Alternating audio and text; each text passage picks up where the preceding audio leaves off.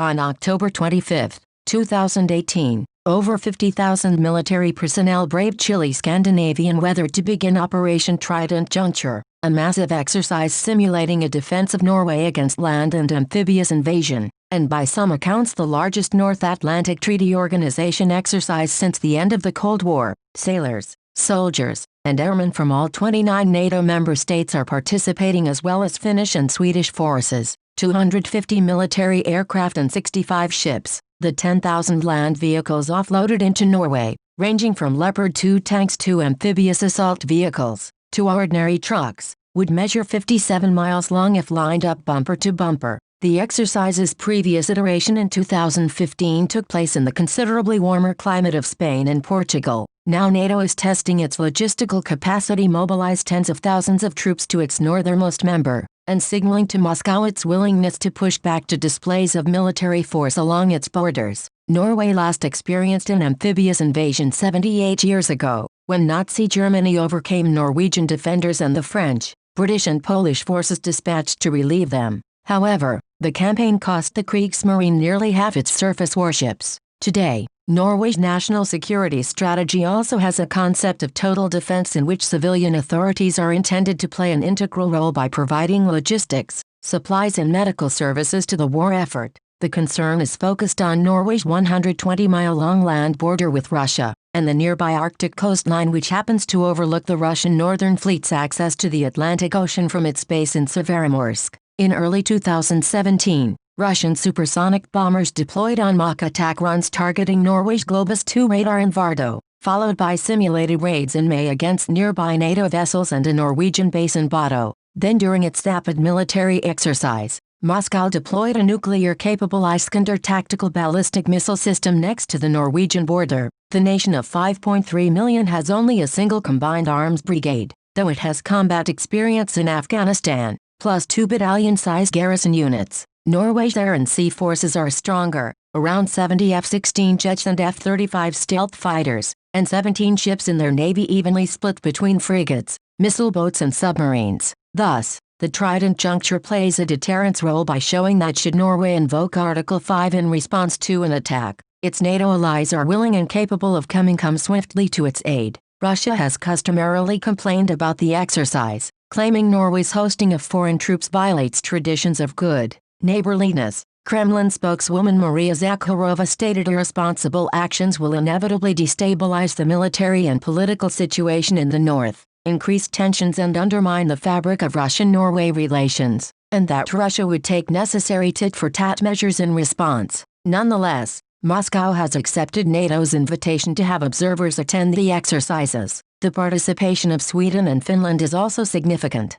Since the Cold War, Swedish forces have confronted Moscow's submarines and aircraft in and over the Baltic Sea, but Stockholm has long resisted formally becoming a member of NATO. Helsinki is even more guarded in its neutrality. However, Moscow's recent surge in aggressive submarine and bomber activity have caused both countries to invest in stronger defenses and draw closer to the American-led alliance. For instance, 2,200 Swedish and 2,400 Finnish personnel are participating. Participating forces: the United States is contributing 14,000 personnel to Trident Juncture, most notably the Nimitz-class nuclear-powered supercarrier the USS Harry S. Truman, with the 68 Super Hornet jet fighters and helicopters of its carrier air wing, the carrier's escorts, and the 24th 2 Marine Expeditionary Unit, embarked on the amphibious assault ship USS Iwo Jima. The exercise's naval component is primarily active in the Norwegian Sea with limited Baltic operations. In addition,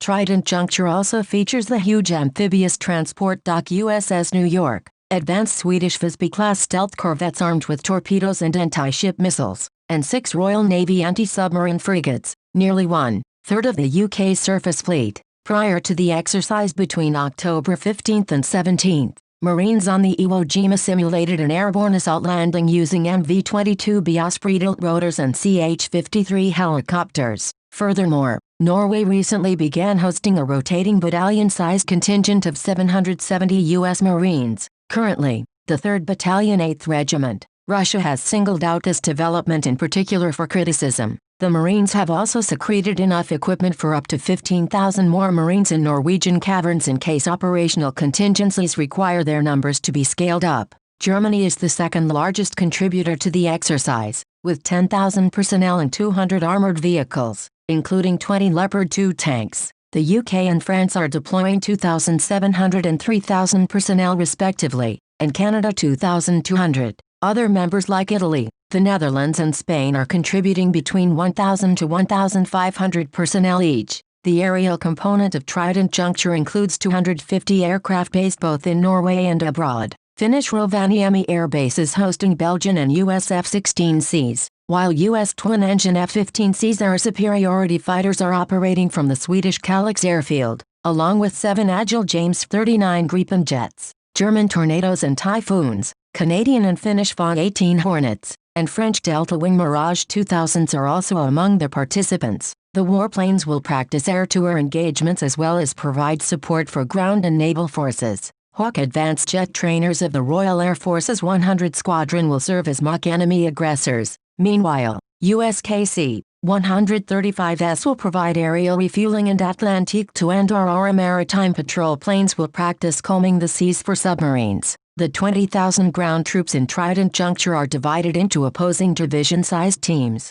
The northern team will play the role of an invading power using Canadian and Swedish-led brigades, as well as Norway's Lone Brigade, supported by an amphibious landing by U.S. Marines. The southern team, composed of German, Italian and British-led brigades, will first defend and then counterattack. The exercise is being coordinated by Joint Forces Command Naples, though its commander, U.S. Admiral James Fago, is operating closer to the action on the Blue Ridge-class command ship USS Mount Whitney. Once the maneuvers conclude November 7, the headquarters will then engage in a computer-assisted command post exercise between November 14 and 23 intended to test the robustness of command and control systems. NATO's publicity portrays the wargame foremost as a test of logistical capabilities, cold weather adaptability and multinational coordination rather than new tactics. The alliance particularly wants to see how quickly it can deploy its Very High Readiness Joint Task Force, a 5,000-person spearhead brigade supported by land,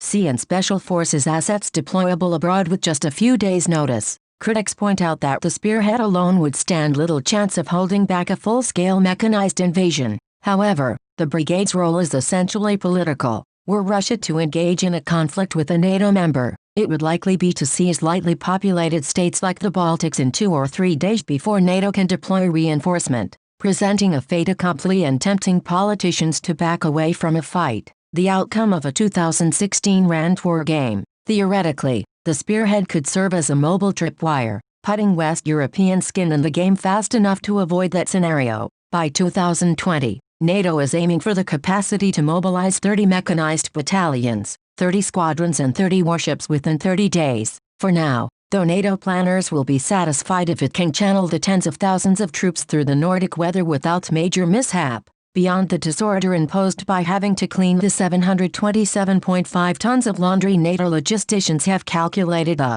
exercise will generate, if they can handle that many muddy fatigues, then perhaps the alliance is up to the task of defending its northern flank.